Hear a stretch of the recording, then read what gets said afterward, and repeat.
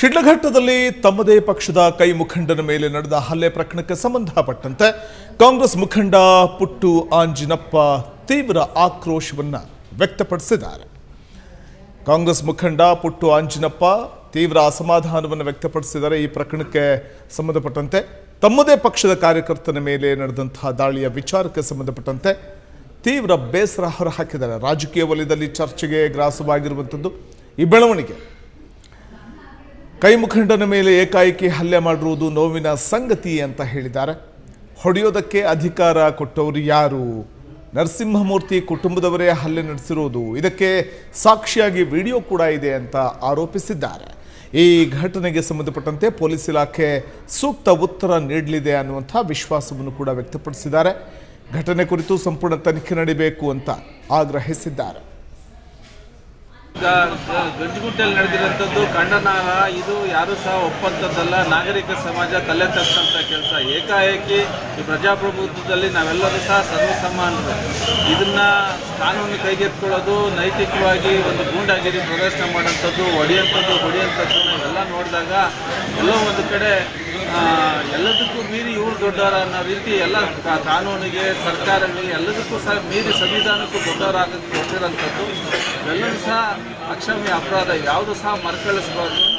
ಒಬ್ಬ ಅಮಾಯಕ ಕಾಂಗ್ರೆಸ್ ಮುಖಂಡನ ಸುಮಾರು 3 ಬಾರಿ ಅವನ್ನ ಕಳಿಸಿರೋಂಥದ್ದು ನೋಡಿದ್ರೆ ಕರುಳು ಚೂಟಂಥದ್ದು ಭಾಳಷ್ಟು ನೋವಿನ ಸಂಗತಿ. ಇದು ಈ ರೀತಿ ಆಗಬಾರ್ದು ಅಂತೇಳಿ ನಾನು ಪೊಲೀಸ್ ಇಲಾಖೆಗೆ ಮತ್ತು ಎಲ್ಲ ಸಾರ್ವಜನಿಕರು ಸಹ ಎಲ್ಲರೂ ಸಹ ಸಂವಿಧಿಯಿಂದ ಇರಬೇಕು. ಏನೇ ಸಮಸ್ಯೆ ನೋವು ಅಂತಾದಾಗ ಅದಕ್ಕೆ ಪೊಲೀಸ್ ಇಲಾಖೆ ಯಾರಿಗೆ ಸಮಸ್ಯೆ ಇದ್ದರೂ ಅದರಲ್ಲಿ ಕೂತ್ಕೊಳ್ಬೋದು.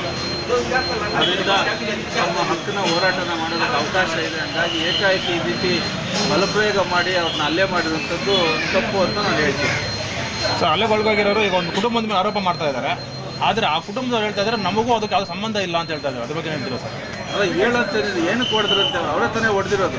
ಕೇವಲ ಇಬ್ಬರು ಬಾಯಿ ಮಾತಿನಿಂದ ಇದಾಗಿರೋದಂಥ ವಿಚಾರ. ಬಾಯಿ ಮಾತಲ್ಲ ಆಯ್ತು, ಯಾವುದೋ ಒಂದು ಮಾತಲ್ಲ ಆಯ್ತಲ್ಲ. ಹೊಡೆಯೋದಕ್ಕೆ ಯಾರು ಅಧಿಕಾರ ಕೊಟ್ಟಾರೆ? ಹೊಡಿಬೇಕು.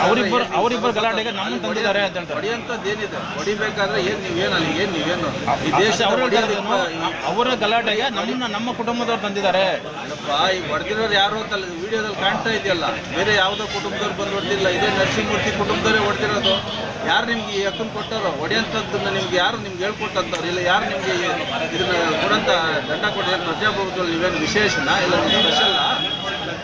ನಮ್ಮ ಕುಟುಂಬದವರೇ ನಾವು ಭಾಗವಹಿಸಿಲ್ಲ, ಆ ಗುಂಪಲ್ಲಿ ಇಲ್ಲ ನಾವು ಅಂತ ಹೇಳ್ತಾರೆ. ಎಲ್ಲನೂ ಒಪ್ಪುವಂಥದ್ದಲ್ಲ. ಇದೆಲ್ಲದಕ್ಕೂ ಸಹ ಇದು ತಮ್ಮದೇ ಪಕ್ಷದ ಕಾರ್ಯಕರ್ತನ ಮೇಲಿನ ದಾಳಿಯ ಕುರಿತಾಗಿ ಈ ಸಂದರ್ಭದಲ್ಲಿ ತೀವ್ರ ಆಕ್ರೋಶವನ್ನು ಹೊರಹಾಕಿರುವಂತಹ ಪರಿ ಇದು. ಪ್ರಮುಖವಾಗಿ ಪೊಲೀಸ್ ಕ್ರಮ ಆಗೇ ಆಗುತ್ತೆ ಅನ್ನುವಂಥ ವಿಶ್ವಾಸವನ್ನು ವ್ಯಕ್ತಪಡಿಸಿರುವಂಥದ್ದು. ಈ ಬೆಳವಣಿಗೆಯ ನಡುವೆ ಕುಟುಂಬದವರೇ ಹಲ್ಲೆ ನಡೆಸಿದ್ದಾರೆ, ನರಸಿಂಹಮೂರ್ತಿ ಕುಟುಂಬದವರೇ ಅನ್ನುವಂಥ ಆಕ್ರೋಶ ವ್ಯಕ್ತಪಡಿಸಲಾಗಿದೆ. ಇದೊಂದು ನೋವಿನ ಸಂಗತಿ. ಏಕೆಂದರೆ ತಮ್ಮದೇ ಪಕ್ಷದ ಕಾರ್ಯಕರ್ತನ ಮೇಲೆ ಹಲ್ಲೆ ನಡೆಸಿರುವಂಥದ್ದು ಇದು ಅಕ್ಷಮ್ಯ ಅಪರಾಧ. ಹೊಡೆಯೋದಕ್ಕೆ ಯಾರು ಅಧಿಕಾರ ಕೊಟ್ಟವರು? ನರಸಿಂಹಮೂರ್ತಿ ಕುಟುಂಬದವರೇ ಹಲ್ಲೆ ನಡೆಸಿರುವುದು, ಇದಕ್ಕೆ ಸಾಕ್ಷಿಯಾಗಿ ವಿಡಿಯೋ ಕೂಡ ಇದೆ ಅನ್ನುವಂಥ ಒಂದು ಆರೋಪ ಇದೀಗ ಕೇಳಿಬರ್ತಾ ಇದ್ದು. ಶಿಡ್ಲಘಟ್ಟದಲ್ಲಿ ನಡೆದಿದ್ದಂಥ ಕೈ ಮುಖಂಡನ ಮೇಲಿನ ಹಲ್ಲೆ ಪ್ರಕರಣಕ್ಕೆ ಸಂಬಂಧಪಟ್ಟಂತೆ ಕಾಂಗ್ರೆಸ್ ಮುಖಂಡ ಪುಟ್ಟು ಆಂಜಿನಪ್ಪ ತೀವ್ರ ಆಕ್ರೋಶವನ್ನು ಹೊರಹಾಕಿದ್ದಾರೆ. ಪೊಲೀಸರು ತನಿಖೆ ನಡೆಸ್ತಾ ಇದ್ದಾರೆ.